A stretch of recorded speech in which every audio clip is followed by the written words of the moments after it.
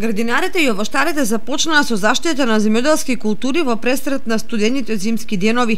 Во втората половина на декември, дневните и ноќните температури главно имаат минусни вредности, при што овошките преминуваат во период на зимски одмор.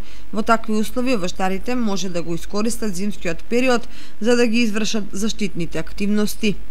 Кај помалку искусните овоштари, секогаш стои дилемата што треба да се направи. Во основа, зимските па и сите останати третирање против болести и штетници не би биле доволно ефикасни доколку физички не се отстрнат гнездата во кои презимуваат гасениците или јајцата на штетниците. Агростручњаците советуваат кога ќе дозволат временските услови да се испрскаат овошките со 2% раствор на бодровска чорба против габични болести и против антракноза и дидилема кај овошките, антрикноза и дидимела кај малините и рибизлите.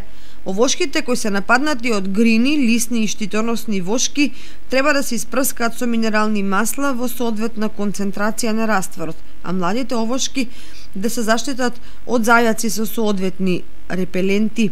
Градинарите кои се занимаваат со производство на расад за рано градинарско производство во декември треба да започнат со наѓубрување на леите во оранжериите, како и во леите во кои се планира покасно производство на одредени градинарски култури. Например, да се посадат зелена, салата и лук. Во деновите кои што се погодни за работа, потребно е да се подготви почвената смеса која што ќе се користи при пресадување. Градините треба да се исчистат од остатоците на претходните култури во кои може да презимуваат штетниците.